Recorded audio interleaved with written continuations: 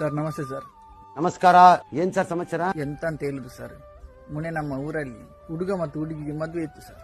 ನಾನು ಅದನ್ನು ನೋಡ್ಲಿಕ್ಕೆ ಅಂತ ಹೋದದ್ದು. ಅಲ್ಲಿ ಯಾರೋ ನನ್ನ ಚಪ್ಪಲಿಯನ್ನ ಕದ್ದುಕೊಂಡು ಹೋದದ್ದು ಸರ್. ಏನ್ ಕಣ್ಣಲ್ಲಿ ನೀರೇ ಬರ್ತಾ ಇದೆಯಾ ಈಗ? ಕಣ್ಣಿನಲ್ಲಿ ನೀರೇ ಬರುದು ಸರ್, ರಸ್ನ ಬರುದಿಲ್ಲ. ನಾನು ಪೊಲೀಸ್ ಕಂಪ್ಲೇಂಟ್ ಕೂಡ ಕೊಡ್ಲಿಲ್ಲ ಸರ್. ಯಾಕೆ? ಅವರು ಸಾಕ್ಷಿಗೆ ಅಂತ ಹೇಳಿ ಚಪ್ಪಲಿಯ ಫೋಟೋ ಹೇಳಿದ್ರೆ ನಾನು ಎಲ್ಲಿಂದ ಕೊಡುದು? ಬಟ್ ನಮ್ ಕೈಯಲ್ಲಿ ಇಲ್ಲ. ಅದು ಕೈಗೆ ಅಲ್ಲ ಸರ್, ಚಪ್ಪಲಿ ಕಾಲಿಗೆ ಹಾಕುದಲ್ಲ. ಒಂದು ಜೋಡಿ ಸೇರುವುದನ್ನು ನೋಡ್ಲಿಕ್ಕೆ ಹೋಗಿ ನನ್ನ ಜೋಡಿ ಚಪ್ಪಲಿಯನ್ನು ಕಳ್ಕೊಂಡೆ ಸರ್. ಪ್ರಾಬ್ಲಮ್ ಅದೇ. ಅಮ್ಮ ಮದುವೆಯಲ್ಲಿ ಹುಡುಗಿ ಹೊಡ್ಲಿಕ್ಕೆ ಅಂತ ಹೇಳಿ 200 ರೂಪಾಯಿಯನ್ನು ಕವರಲ್ಲಿ ಹಾಕಿ ಕೊಟ್ಟಿದ್ರು. ನಾನು ಆ ಕವರಿಂದ ಹಣವನ್ನು ತೆಗೆದು ಚಪ್ಪಲಿ ತಕೊಂಡು ಬಂದ. ಪಾಪ ಹುಡುಗಿಗೆ ಕವರ್ ಇಲ್ಲ. ಸೂಪರ್ ಇದ. ಇಸ್ಮಾಯಿಲ್ ಹತ್ರ 200 ರೂಪಾಯಿ ಇದ್ದ ಚಪ್ಪಲಿಯನ್ನು ಚೊರೆ ಮಾಡಿ 150 ರೂಪಾಯಿಗೆ ತಕೊಂಡದ್ದು ಸರ್. ಅದನ್ನು ಅವನ ತಿಗಲೆಗೆ ಇಟ್ಟಾಯ್ತು.